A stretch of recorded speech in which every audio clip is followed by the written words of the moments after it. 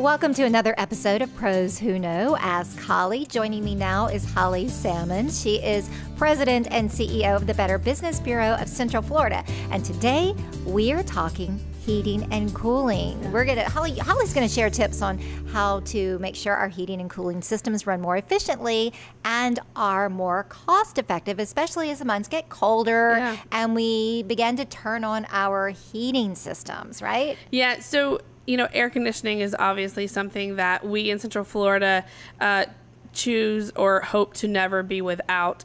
It's such an important part of when we live and work. And so, of course, air conditioning is something that we just consider a necessary part of life. But heating is something that a few times a year we have to dip into. And one thing that I found really interesting in a recent conversation with an AC company owner was I asked him, what do you wish more consumers knew? What would save consumers money? What's a mistake that many consumers make, especially this time of year? And his answer was surprising, and so that's why I wanted to share it. What he said was, many consumers, when they leave home, especially this time of year, when they leave home, they may turn their unit off, or they may turn the temperature way down, with the thoughts that when I get home, I'll turn the heat back up, and I'll warm the house back up.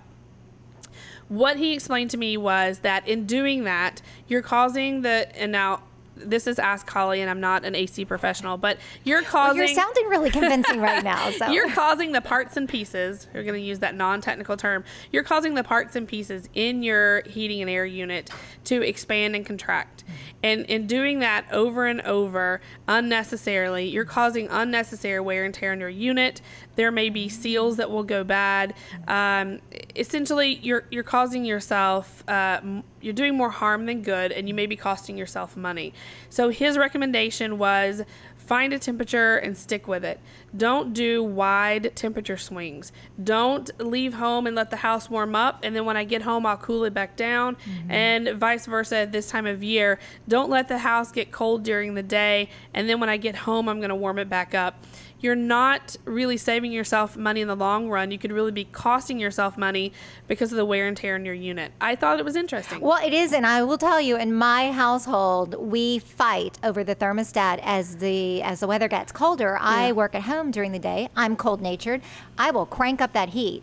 The children and the husband come home and they will put the air condition on to take the heat down. So I can't even imagine what I'm doing to my heating and cooling system. Yeah, the recommendation was find a temperature and stick to it. Now, if you need to go up or down a couple of degrees, that's not what we're talking about. That's normal use of your thermostat. But the wide swings in temperature, that's where you're really could be doing harm to your unit. You could be doing unnecessary wear and tear. And it may lead to costly repairs. Another thing that he shared was staying on top of changing the air filter. I think a lot of us, I suffer with allergies, and so it's not hard for me to remember to change my air filter because it's important to my health. But for a lot of people, and especially for people who may rent a home, it's important that you take responsibility or speak to the landlord or whoever's in charge of the maintenance of that AC unit. You want to make sure that you're changing those filters in a timely manner. It's not only important for your air quality inside, but also the wear and tear on the unit is definitely influenced by how clean or dirty that filter is. So it's something you definitely want to stay on top of. Is there a protocol for that? Is there a certain time frame that you're supposed to change your air filters, like every 3 months or twice a year? So if you notice, different filters may say different things on the packaging. Number one, I would check with your air conditioning professional, the person you trust to have installed that unit or maybe to maintain that unit. Just pick up the phone, call and ask them. They're not going to charge you for that advice. They want you to be a happy customer. So ask a professional is one thing that I would say. I change my air filter every 2 months. Another thing I look out out for is, let's say I had pets in my home and I changed the air filter every couple of months, and I noticed that it looks pretty bad, or it's dirty quickly. You just change it more frequently. So part of it is you want to pay attention to what's the air filter look like when I'm changing it. Should I move it up and do it more frequently?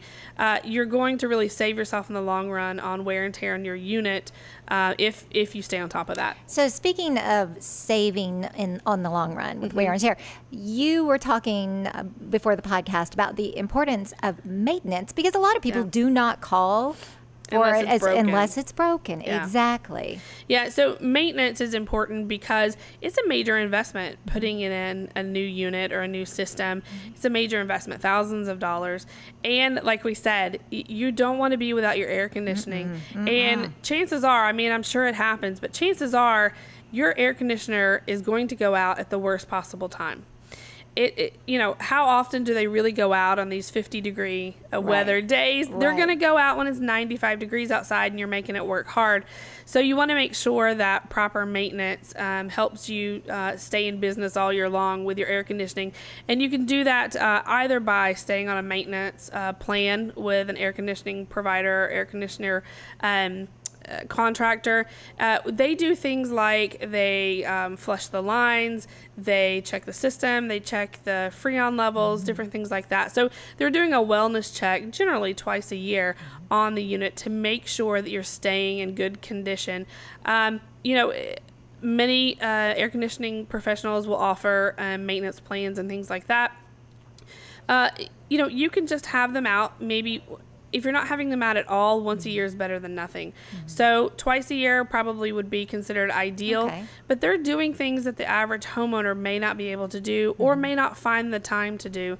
But all in all, it's kind of like getting an oil change in your car. That's a great analogy. It's important upkeep. If you really depend on and appreciate that air conditioning, you have to treat it with a little bit of care. And again, Holly, for all of the consumers listening, you can go to the Better Business Bureau website to vet out heating and cooling professionals. If you need to call someone for a service or to repair a unit or to purchase a unit. Yeah, you can visit us at bbb.org to look for an air conditioning repair or air conditioning contractor that you can trust. Certainly we have accredited businesses available for all your heating and cooling needs. And then if you want to check on a business that you may be familiar with and see what kind of rating do they have, what do their complaints look like, things like that, we have that information available to you as well. One thing I wanted to mention was anytime you let a repair person or an installer come into your home, you want to do your homework first to be sure, who am I letting into my home? Absolutely. And how do they vet their employees? You want to make sure that you do that homework first. That's some good advice. So that you don't have to worry, who have I let into my home and have they been properly vetted? We as homeowners aren't expected to be professionals or experts in all things home improvement. You want to leave that to the experts, but you want to make sure that you do your homework first instead of, just to save a couple of bucks, letting in a budget or a door-to-door repair professional that you haven't given yourself adequate time to do your homework. Don't worry about it later. Do your homework first. So that is some great advice, Holly. Now, the podcast is Ask Holly.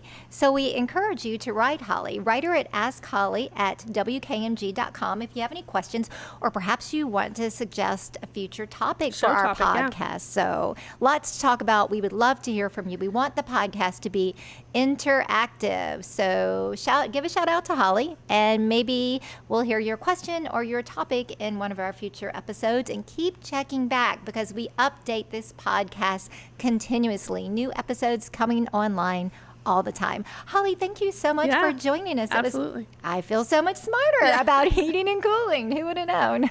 My husband is going to appreciate this podcast a lot. Thank you, Holly. It's one of those topics that, it's not the most exciting or sexy topic, but when it come May and we're sitting on our couch enjoying the air conditioning, we take it for granted. And so a little bit of maintenance and a little bit of attention goes a long way. All right. Well, thanks so much. And I look forward to seeing you on the next Ask Holly podcast episode.